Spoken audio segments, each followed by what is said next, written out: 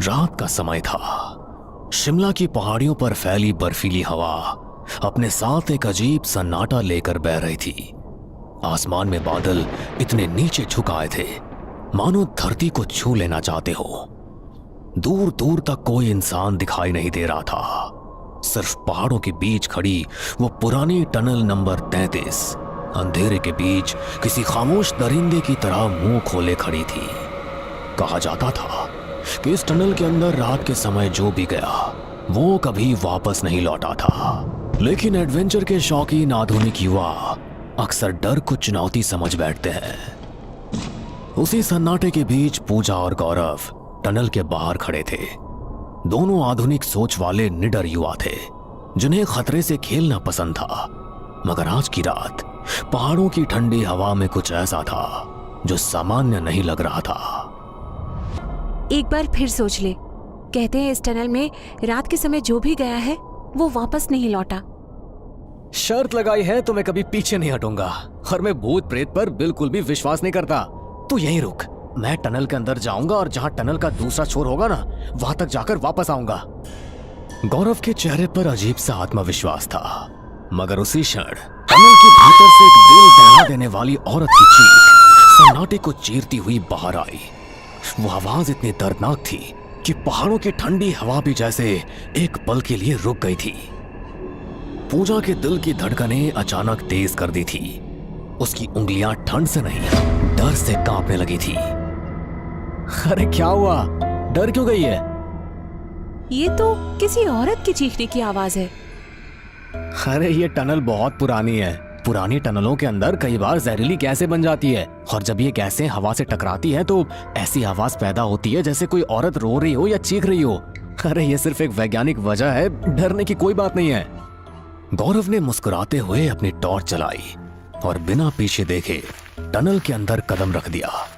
उसकी टॉर्च की हल्की रोशनी अंधेरे को चीरने की कोशिश कर रही थी, मगर वो अंधेरा जैसे रोशनी को निगल रहा था।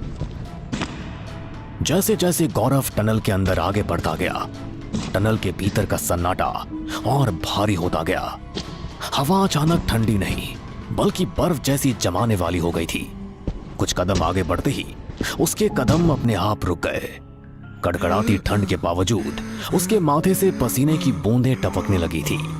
उसका दिल तेजी से धड़कने लगा था। गौरव ने खुद को समझाने की लाख कोशिश की कि वो ज्यादा सोच रहा है, मगर उसी पल उसकी टॉर्च अचानक बंद हो गई। टनल के अंदर घना अंधेरा छा गया।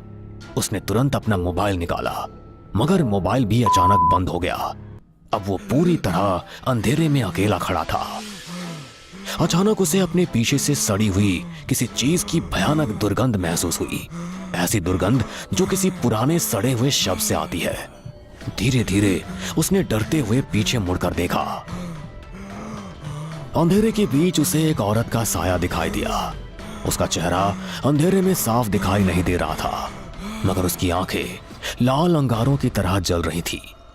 अचानक टनल के अंदर पुराने समय की मशालें अपने आप जल उठी। उन मशालों की टिमटिमाती रोशनी में जो दृश्य सामने आया उसे देखकर गौरव की चीख निकल गई। उसके सामने एक भयानक स्त्री खड़ी थी जिसका मांस उसके शरीर से लटक रहा था। उसकी आंखें लाल आग की तरह चमक रही थी और उसके आसपास कई भयानक चेहरे वाले लोग खड़े थे जो उसे घूर रहे थे। नए मेहमान का स्वागत है। अचानक उन सब भयानक आकृतियों के हाथ गौरव की ओर बढ़ने लगे और अगले क्षण गौरव की चीख पूरे टनल में गूंज उठी। फिर अचानक चारों ओर गहरा सन्नाटा छा गया। टनल फिर से अंधेरे में डूब गई। टनल के बाहर खड़ी पूजा डर से कांप रही थी। उसका दिल बार बार उसे वहां से भाग जाने के लिए कह रहा था, मगर तभी अचानक उसके कानों में गौरव की आवाज टकराई। पूजा, मुझे बचाओ, जल्दी से अंदर आओ। गौरव की आवाज सुनकर पूजा बुरी तरह घबरा गई और तुरंत टनल के अंदर भागी। जैसे ही पूजा ने टॉर्च की रोशनी आगे डाली, उसने गौरव को अपने सामने खड़ा देखा, मगर वो गौरव नहीं था। उसका चेहरा बदल चुका था। अकेला मैं यहां रहकर क्या करूंगा? आओ, आज से तुम भी मेरे साथ यही रहोगी। गौरव की आंखों की पुतलियां पूरी तरह सफेद हो चुकी थी। उसके चेहरे पर एक डरावनी मुस्कान फैल गई। अगले ही पल उसने पूजा का हाथ पकड़ लिया और उसे अंधेरे के अंदर घसीटते हुए ले गया। पूजा की दिल दहला देने वाली चीखें टनल के अंदर गूंजती रही और फिर सब कुछ हमेशा के लिए शांत हो गया।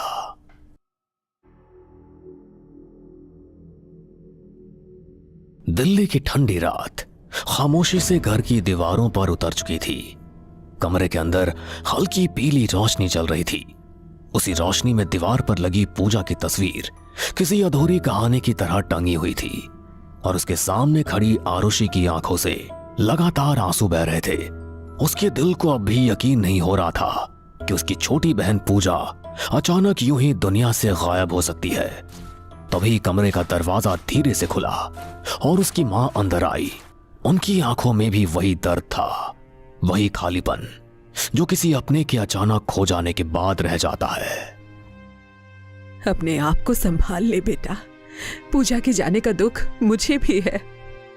नहीं, मेरा मन नहीं मानता क्योंकि पूजा की अभी तक डेड बॉडी नहीं मिली। अपनी बेटी की बात सुनकर मां की आंखें फिर से भर आई। उन्होंने भारी आवाज में सच बताने की कोशिश की जो शायद वो खुद भी स्वीकार नहीं कर पा रही थी। पुलिस वालों ने बताया कि उस टनल के अंदर जो भी गायब होता है वो फिर कभी नहीं मिलता। ना उसकी डेड बॉडी मिलती है और ना ही कोई सुराग।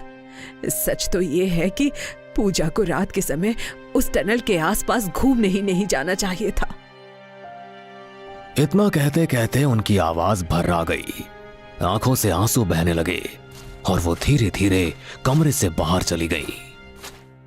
जैसे ही आरुषि की मां कमरे से बाहर निकली, उसी समय दरवाजे पर आरुषि के दोस्त आर्यन और राहुल आ पहुंचे। दोनों के चेहरों पर चिंता साफ दिखाई दे रही थी। आरुषि कहाँ है माँ जी? जब से उसकी बहन पूजा शिमला में लापता हुई है तब से उसने घर से बाहर निकलना बंद कर दिया है और हमेशा अपनी बहन की तस्वीर को देखकर रोती रहती है। तुम दोनों तो उसके दोस्त हो, जाओ उसे संभालो। आर्यन और राहुल धीरे धीरे कमरे के अंदर पहुंचे। कमरे के अंदर वही भारी खामोशी पसरी हुई थी जो किसी बड़े हादसे के बाद घरों में बस जाती है। आरुषि की आंखों में अब भी आंसू भरे हुए थे। आरुषि, अपने आप को संभालो। ये सच है तुमने अपनी बहन को खोया है, तो गौरव का परिवार भी तो बहुत दुखी है। उनका भी बेटा गायब हुआ है। आरुषि ने अपने दोनों दोस्तों की ओर देखा। मुझे लगता है पुलिस ने इन्वेस्टिगेशन ठीक तरीके से नहीं किया। मैं शिमला जाना चाहती हूँ और उस टनल के अंदर अपनी बहन की खोज खुद करना चाहती हूँ। हो सकता है मेरी बहन फंसी हुई हो। आरुषि की बात सुनकर कमरे का माहौल अचानक और भारी हो गया। आर्यन एक पल के लिए चौंक गया। लेकिन हमें ये खतरा नहीं लेना चाहिए। अगर तुम मेरे दोस्त हो तो तुम्हें मेरा साथ देना चाहिए। आर्यन कुछ पल तक आरुषि को देखता रहा। दोस्ती के लिए तो जान भी हाजिर है। अगर ऐसी बात है तो फिर कल ही हम शिमला के लिए निकलते हैं।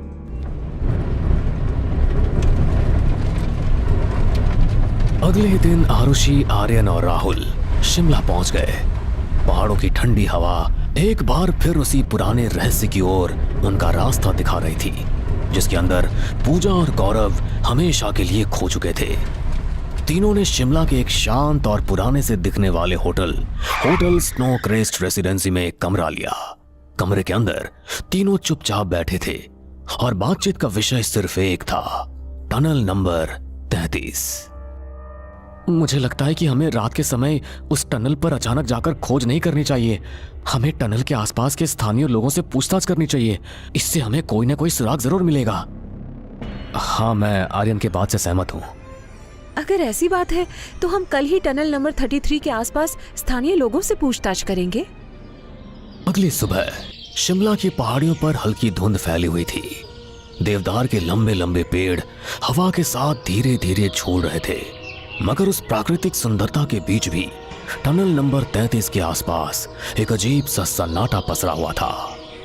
टनल का काला मुंह दूर से ही किसी गहरी खाई की तरह दिखाई दे रहा था, मानो वो अपने अंदर छिपे रहस्यों को किसी भी कीमत पर बाहर नहीं आने देना चाहता हो। आरुषि, आर्यन और राहुल उसी टनल के पास खड़े थे। तीनों की नजरें बार बार उस अंधेरी सुरंग की ओर उठ जाती थी और हर बार उनके दिल की धड़कनें थोड़ी तेज हो जाती थी। तभी अचानक आर्यन की नजर थोड़ी दूर पर खड़ी एक बूढ़ी औरत पर पड़ी, जो लगातार तीनों को घूरे जा रही थी। उसके चेहरे पर झुर्रियां थी, आंखों में अजीब सा डर और चेतावनी छिपी हुई थी।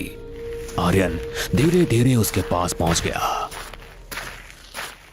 तुम कहाँ रहती हो? यही पास में, लेकिन तुम तीनों इस टनल के पास क्यों खड़े हुए हो? तुम तीनों नौजवान हो। अगर तुम तीनों ये सोच रहे हो कि रात के समय इस टनल के अंदर बाकी बेवकूफ टूरिस्ट की तरह अंदर जाकर मौज मस्ती करोगे, तो मैं तुम्हें चेतावनी देती हूँ, ऐसा करने की सोचना भी नहीं। उसकी आवाज में अजीब सी गंभीरता थी, जैसे वो सिर्फ चेतावनी नहीं दे रही थी, बल्कि किसी आने वाले खतरे को पहले से देख चुकी थी।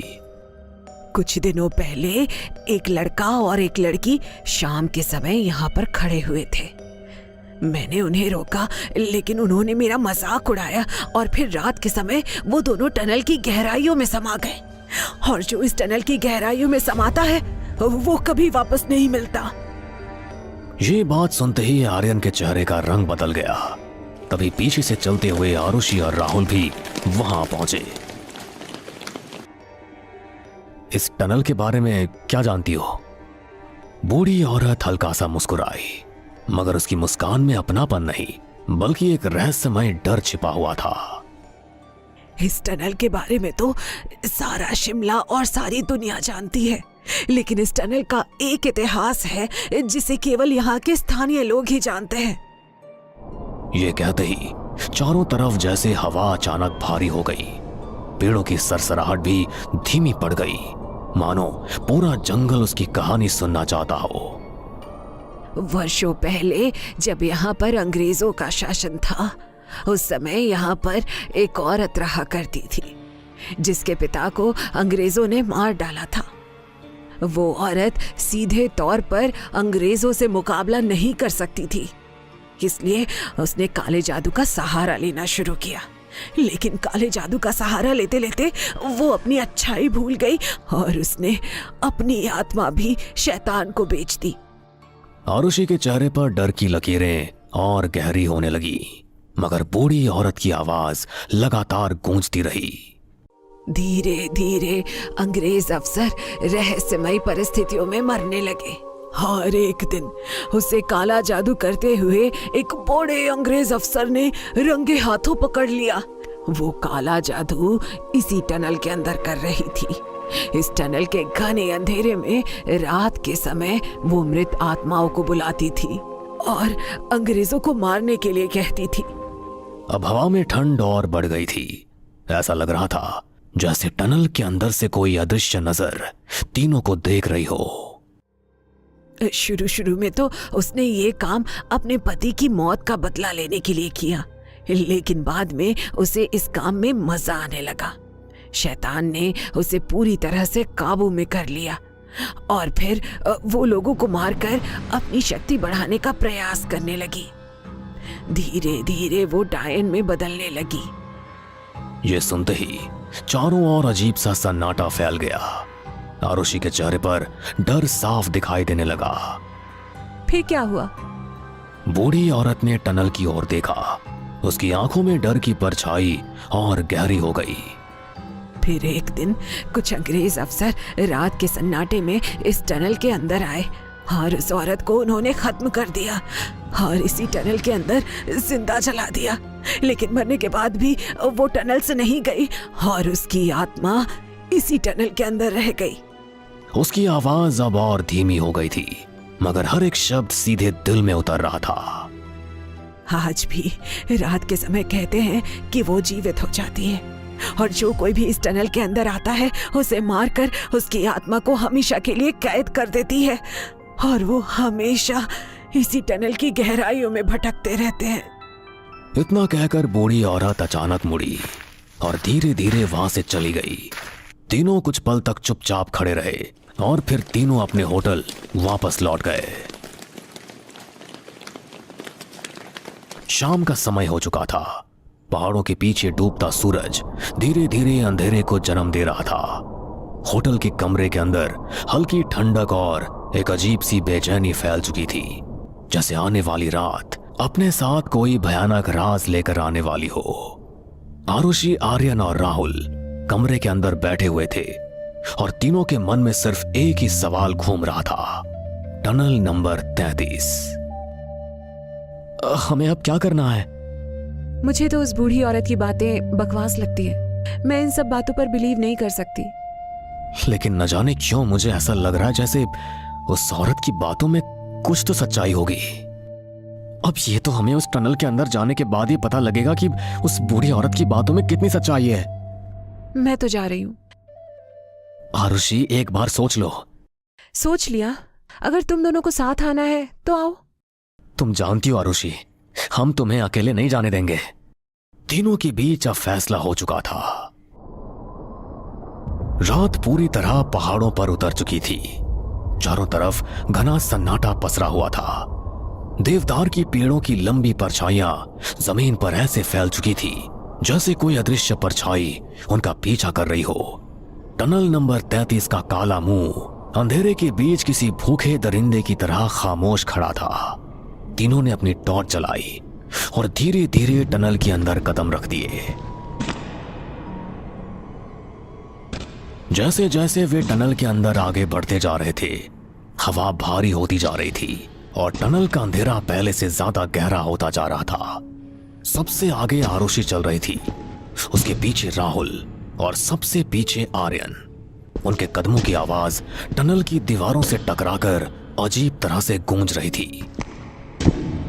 अचानक अगले ही पल आर्यन करीब 2 फीट ऊपर उछल गया।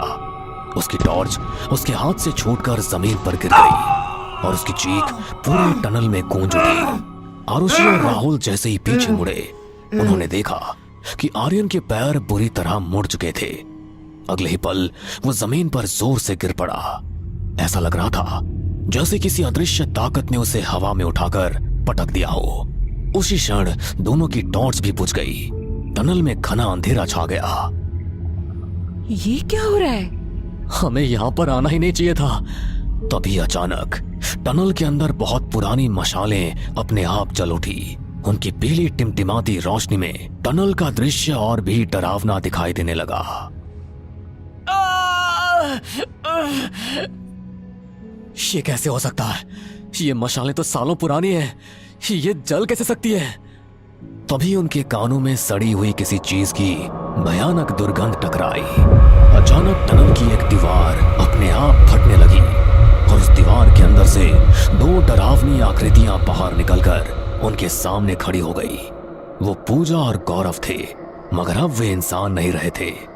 उनके चेहरों का मांस सड़ चुका था और उनकी आंखें खूंखार लाल रोशनी से चमक रही थी। मेरी बहन, अच्छा हुआ तू आ गई। हम तुझे बहुत मिस करते हैं। और ये देखो, हमारे दोनों दोस्त भी आ गए।